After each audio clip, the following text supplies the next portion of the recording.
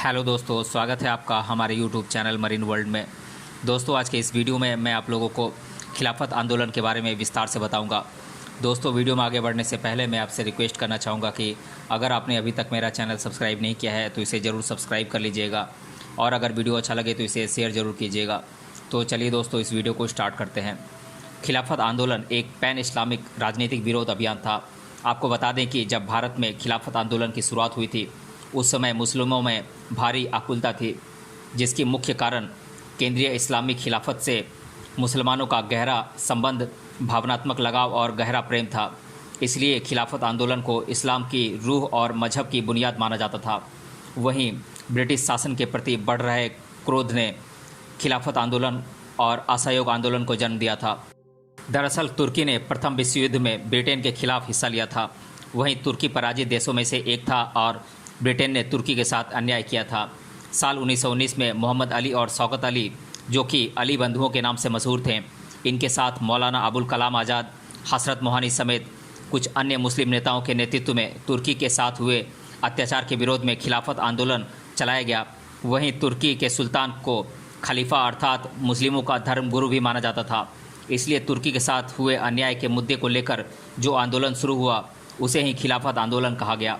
अब हम संक्षिप्त में पहले खिलाफत आंदोलन के बारे में जान लेते हैं।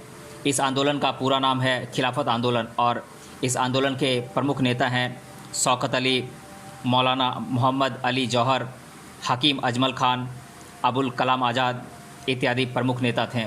इस आंदोलन की शुरुआत हुई थी 17 अक्टूबर 1919 में और आंदोलन समाप्त हुआ 1924 में। और प्रमुख सहयोगी आंदोलन था असहयोग आंदोलन और आंदोलन के नेतृत्वकर्ता थे महात्मा गांधी। आपको बता दें कि खिलाफत आंदोलन, जो कि 1919 से 1922 तक चलाया गया था, इसका प्रमुख मकसद तुर्की के खलीफा पद की स्थापना करने के लिए अंग्रेज़ों पर दबाव बनाना था। साल 1922 के आखिरी में जब आंदोलन ढह गया तो तुर्की ने अनुकूल कूटनीति की स्थिति हासिल की और धर्मनिरपेक्षता की ओर बढ़ावा दिया, जबकि साल 1924 तक तुर्की ने सुल्तान और खलीफा की भूमिका को ख़त्म कर दिया था। अब हम खिलाफत आंदोलन के इतिहास के बारे में जान लेते हैं। जब पहला विश्व युद्ध खत्म हो गया तो उसके बाद अलग अलग साम्राज्यों पर शासन करने की होड़ मची हुई थी। इस दौरान जर्मनी के साथ तुर्की को भी पराजय का सामना करना पड़ा था। इसके साथ ही ब्रिटेन और तुर्की के बीच होने वाले सीवर्स की संधि से तुर्की के सुल्तान के पूरे अधिकार छीन लिए गए और इस तरह से तुर्की का अस्तित्व खतरे में आ गया, क्योंकि उस समय खलीफा मुस्लिमों का सबसे बड़ा नेता और प्रतिनिधि माना जाता था।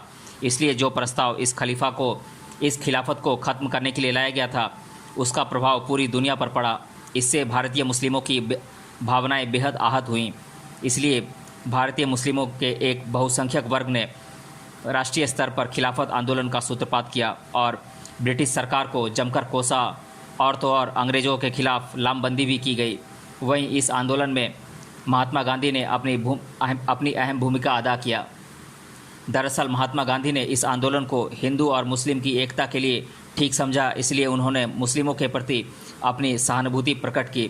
दरअसल जब अखिल भारतीय खिलाफत सम्मेलन का आयोजन हुआ तब अंग्रेजी वस्तुओं के बहिष्कार की मांग की गई थी। वहीं इसके साथ साथ खिलाफत नेताओं ने यह भी कहा था कि युद्ध के बाद तुर्की पर थोपी गई संधि को जब तक सरल नहीं बनाया जाएगा तब तक वे सरकार के साथ किसी भी तरह का कोई भी समर्थन नहीं करेंगे। उस दौरान हर तरफ से भारतीयों पर अपनी कूटनीतियों के तहत दबाव बना रहे थे और भारतीयों को धोखे में रखा जा रहा था, जिससे कांग्रेस भलीभांति वाकिफ़ थी। इसलिए खिलाफत के रूप में एक बड़ा राजनीतिक आंदोलन हिंदू मुस्लिम की एकता के लिए अंग्रेज़ों के खिलाफ लड़ने का अच्छा मौका था।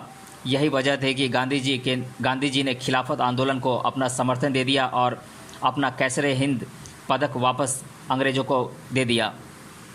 अब हम खिलाफत समिति के गठन के बारे में जान लेते हैं। 23 नवंबर साल 1919 को दिल्ली में अखिल भारतीय खिलाफत कमेटी के अधिवेशन का आयोजन किया गया था। इस अधिवेशन की गांधी जी ने अध्यक्षता की थी। गांधी जी के सुझावों के मुताबिक असहयोग एवं स्वदेशी की नीति अपनाई गई। साल 1918 से 19 के बीच भारत में खिलाफत आंदोलन मौलाना मोहम्मद अली, शौकत अली एवं अबुल कलाम आज़ाद के सहयोग से जोर पकड़ता चला गया, जिसके बाद सितंबर 1919 में खिलाफत समिति का गठन किया गया। महात्मा गांधी जी के कहने पर शिष्टमंडल के नेता डॉक्टर अंसारी वायसराय से मिलने इंग्लैंड गए। वहीं मार्च 1920 को शौकत अली एवं मोहम्मद अली के नेतृत्व में एक शिष्टमंडल इंग्लैंड गया, लेकिन ये दोनों दल अपने लक्ष्य को हासिल नहीं कर सके, जिसके बाद 20 जून 1920 को इलाहाबाद में हुई हिंदू मुस्लिमों की संयुक्त बैठक हुई। इस बैठक में असहयोग आंदोलन के अस्त्र का अपनाए जाने का फैसला किया गया। तब से 31 अगस्त 1920 का दिन खिलाफत दिवस के रूप में मनाया गया। इसी बीच कांग्रेस समेत सभी दलों ने असहयोग आंदोलन का भी आह्वान कर दिया था। अब हम जान लेते हैं खिलाफत आंदोलन की प्रमुख वजहों के बारे में।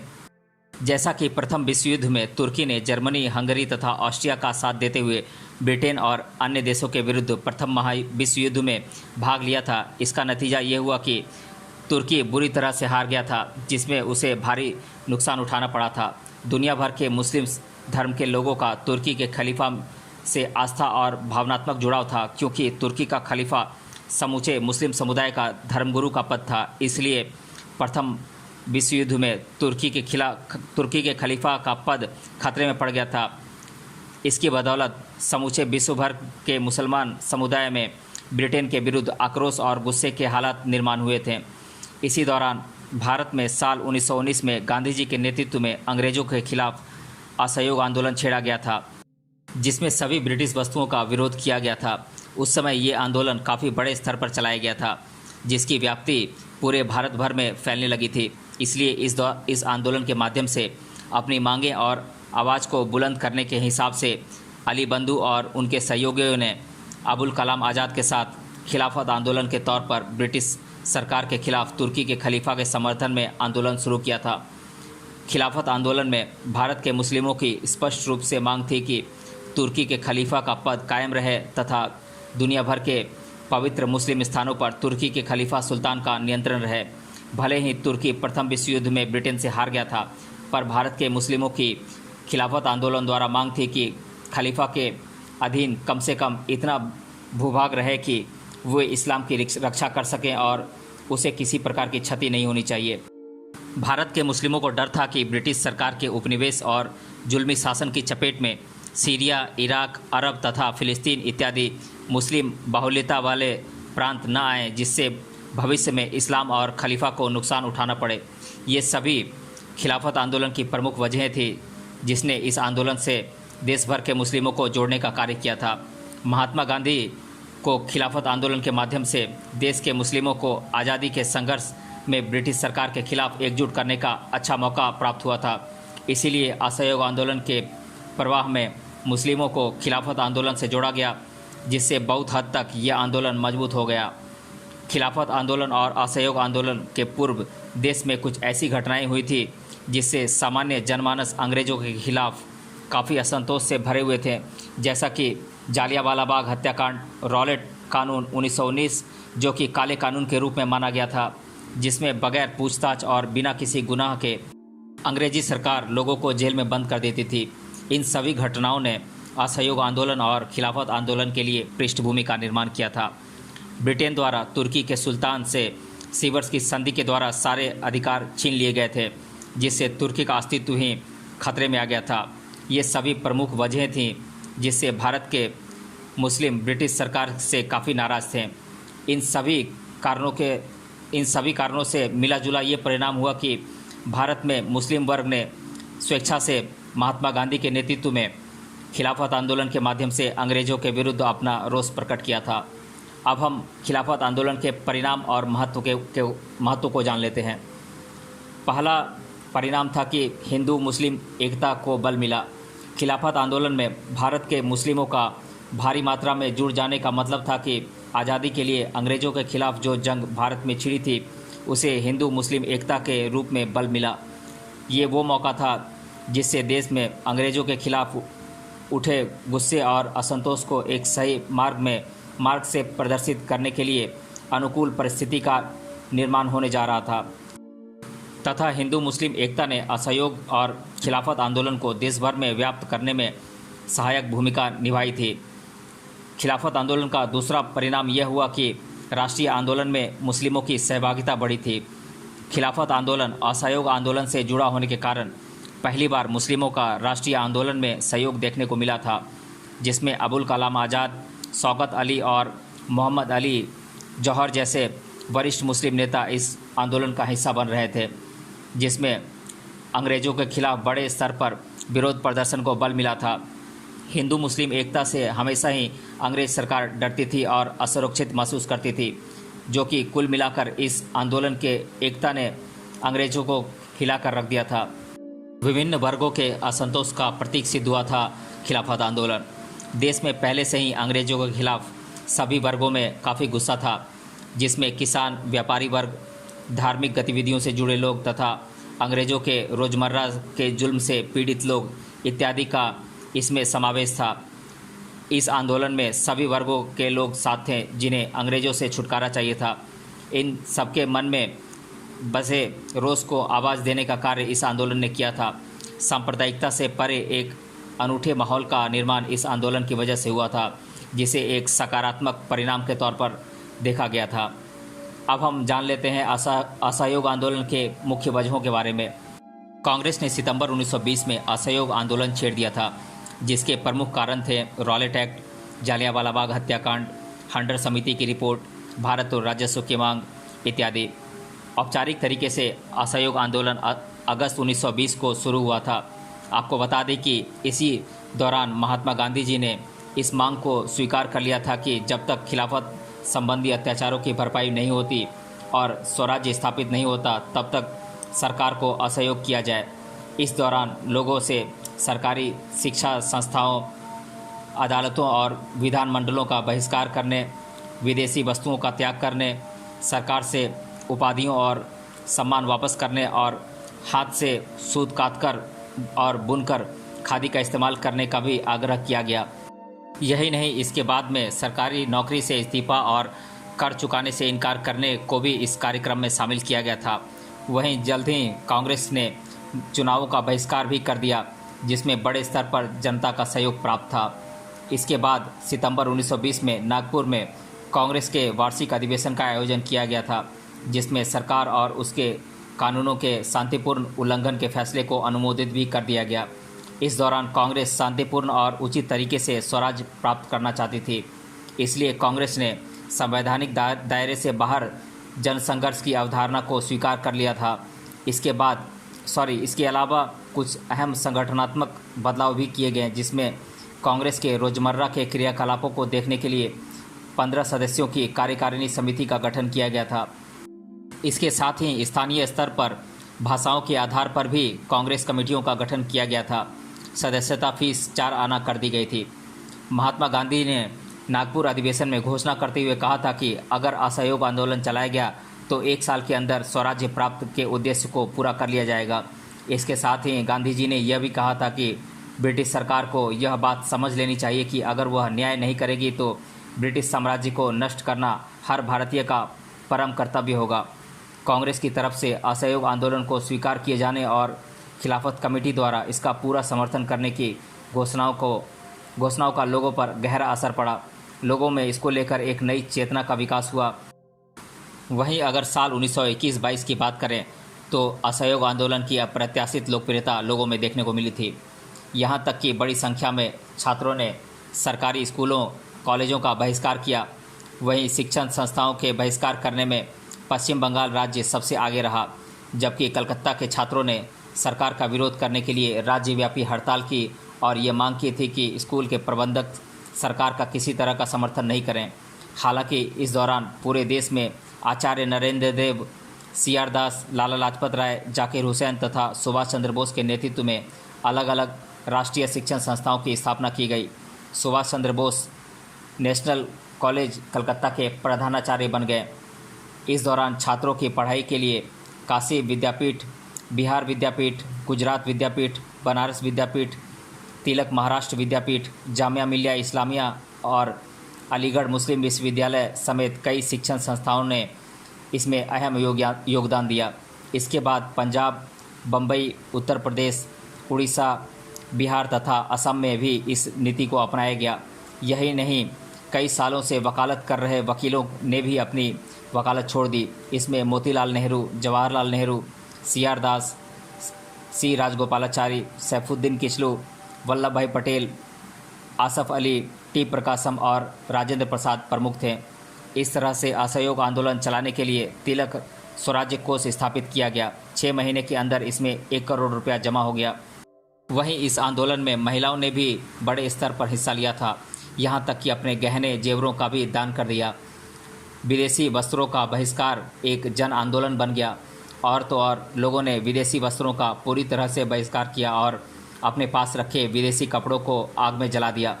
वहीं उस दौरान महात्मा गांधी ने खादी पहनने पर जोर दिया था और इसको लेकर काफ़ी प्रचार प्रसार किया था।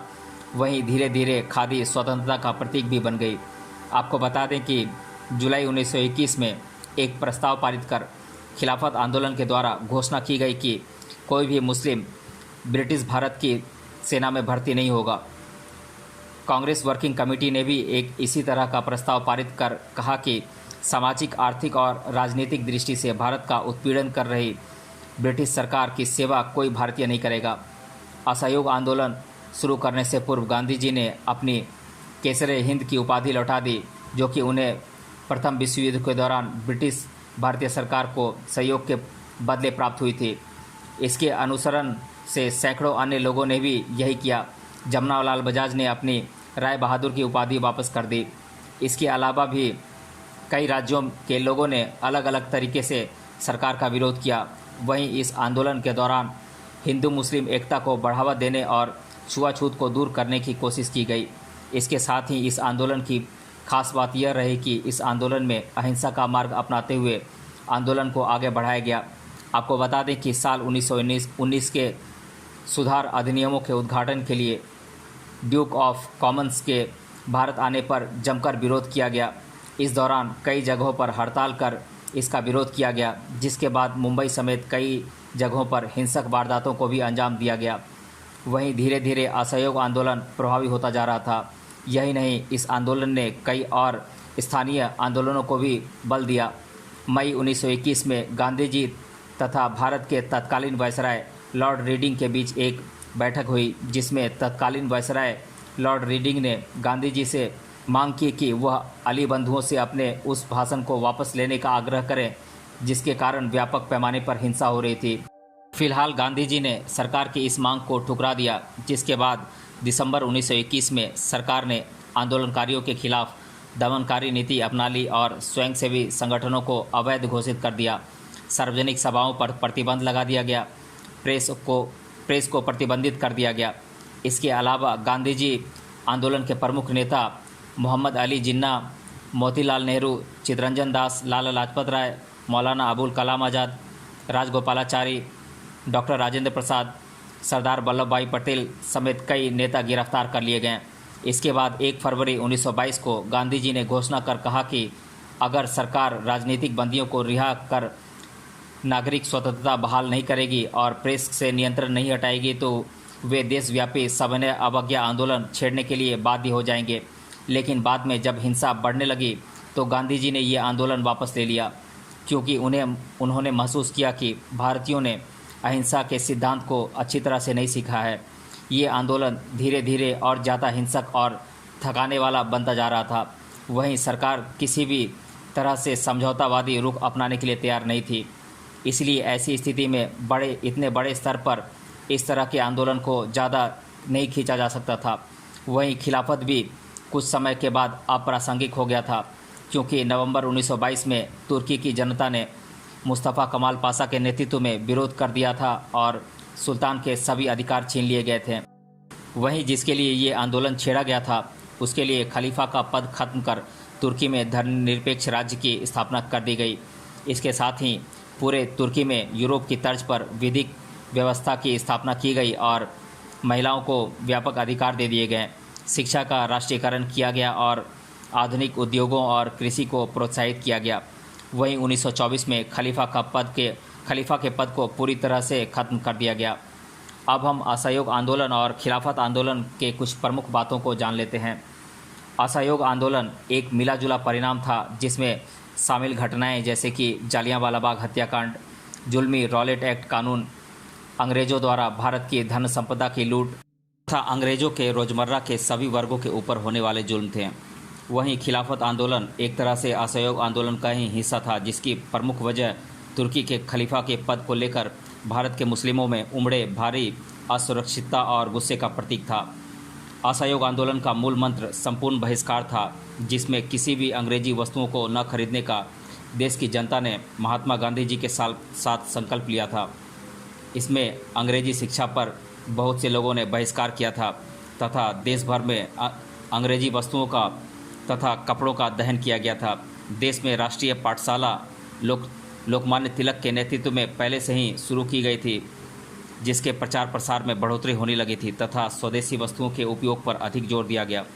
खिलाफत आंदोलन से देश के मुस्लिम वर्ग राष्ट्रीय आंदोलन से जुड़े, जिसने असहयोग और खिलाफत आंदोलन के माध्यम से अंग्रेज़ों पर दबाव बढ़ने लगा था।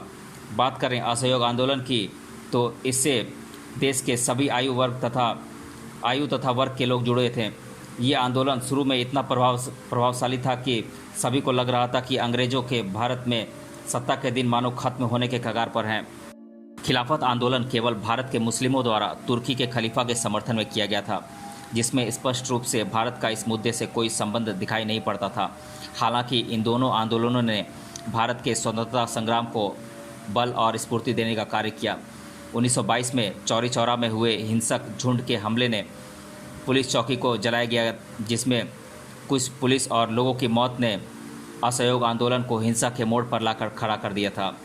महात्मा गांधी पूर्ण रूप से अहिंसा के साथ आंदोलन के पक्ष में थे, जिसमें इस घटना ने उन्हें काफ़ी आहत कर दिया था। इसका नतीजा ये हुआ कि 1922 में असहयोग आंदोलन को बर्खास्त कर दिया गया। वहीं साल 1924 में कमाल पाशा के नेतृत्व में तुर्की में जनतांत्रिक सरकार के गठन के साथ खलीफा के पद को पूर्णतः समाप्त कर दिया गया। इस घटना के साथ ही खिलाफत आंदोलन को पूरी तरह से समाप्त कर दिया गया। अब हम खिलाफत आंदोलन के बारे में संक्षिप्त में जान लेते हैं। भारत के मुस्लिमों द्वारा तुर्की के सुल्तान खलीफा के समर्थन में खिलाफत आंदोलन किया गया था। खिलाफत आंदोलन महात्मा गांधी द्वारा आयोजित किए गए असहयोग आंदोलन से जुड़ा हुआ आंदोलन था, जिसका प्रमुखता से उद्देश्य ब्रिटिश सरकार का विरोध करना था। खिलाफत आंदोलन का तुर्की में हुए राजनीतिक और धार्मिक हलचल तथा उथल पुथल से अस्पष्ट रूप से संबंध था। इसका स्पष्ट रूप से भारत के मुस्लिमों से कोई संबंध नहीं था। इस आंदोलन के माध्यम से भारत का मुस्लिम समुदाय ब्रिटेन और ब्रिटिश सरकार का विरोध करना चाहते थे। साथ में तुर्की के खलीफा को किसी भी प्रकार से कोई भी नुकसान ब्रिटिश सरकार द्वारा न पहुंचाया जाए, उनकी जाहिर तौर पर यह मांग थी। भारत के राष्ट्रीय स्तर के असहयोग आंदोलन को खिलाफत आंदोलन ने काफ़ी ज़्यादा बल देने का कार्य किया, जिसमें इन सभी गतिविधियों में मुस्लिमों का राष्ट्रीय स्तर पर किए गए आंदोलन में सहभागिता देखने को मिली थी। हिंदू मुस्लिम एकता के प्रतीक के रूप में भी खिलाफत आंदोलन को देखा गया, जिससे निश्चित ही कहीं न कहीं ब्रिटिश सरकार पर दबाव बनाने का कार्य शुरू हुआ। कमाल पाशा द्वारा साल 1924 में तुर्की में लोकतांत्रिक सत्ता स्थापित करने के साथ खलीफा पद को बर्खास्त करने की वजह से भारत में खिलाफत आंदोलन को समाप्त कर दिया गया। अब हम खिलाफत आंदोलन के बारे में जीके में अधिकतर बार पूछे जाने वाले प्रश्नों को एक एक कर जान लेते हैं। पहला प्रश्न है, खिलाफत आंदोलन को क्यों शुरू किया गया था? तो इसका जवाब है, प्रथम विश्व युद्ध में ब्रिटेन द्वारा तुर्की की हुई हार की वजह से तुर्की में अस्थिरता का माहौल का निर्माण हुआ। दूसरी ओर तुर्की का सुल्तान खलीफा दुनिया भर के मुस्लिमों का धर्म गुरु हुआ करता था। इसलिए भारत के मुस्लिमों को लगता था कि ब्रिटिश सरकार द्वारा खलीफा को नुकसान पहुंचाया जा सकता है या फिर खलीफा का भूभाग छीन लिया जा सकता है। इससे इस्लाम खतरे में पड़ सकता है, जिससे भारत में बसे मुस्लिमों में डर और असुरक्षितता का भाव था, जिसके लिए उन्होंने भारत में ब्रिटिश सरकार के खिलाफ आंदोलन छेड़ा था, जो कि खिलाफत आंदोलन के नाम से प्रसिद्ध हुआ। दूसरा प्रश्न है, खिलाफत आंदोलन की शुरुआत किसने की थी? तो मैं बता दूं कि शौकत अली, मौलाना मोहम्मद अली जौहर, हकीम अजमल खान और अब्दुल कलाम आज़ाद इत्यादि मुस्लिम नेताओं के नेतृत्व में खिलाफत आंदोलन की शुरुआत हुई थी। तीसरा प्रश्न है, खिलाफत आंदोलन की शुरुआत कब हुई थी? तो इसका जवाब है 17 अक्टूबर 1919 को खिलाफत आंदोलन की शुरुआत हुई थी। चौथा प्रश्न है, राष्ट्रीय स्तर पर खिलाफत आंदोलन दिवस कब मनाया जाता है? तो ये 17 अक्टूबर को मनाया जाता है। पांचवा प्रश्न है, खिलाफत आंदोलन की वजह से प्रसिद्धि तथा चर्चा में आए अली बंधुओं का नाम क्या था? तो इसका जवाब है ये दोनों अली बंधु थे, शौकत अली और मोहम्मद अली जौहर। तो दोस्तों आज के इस वीडियो में हमने जाना खिलाफत आंदोलन के बारे में विस्तार से। मिलते हैं अगले वीडियो में किसी अन्य टॉपिक के साथ, तब तक के लिए धन्यवाद।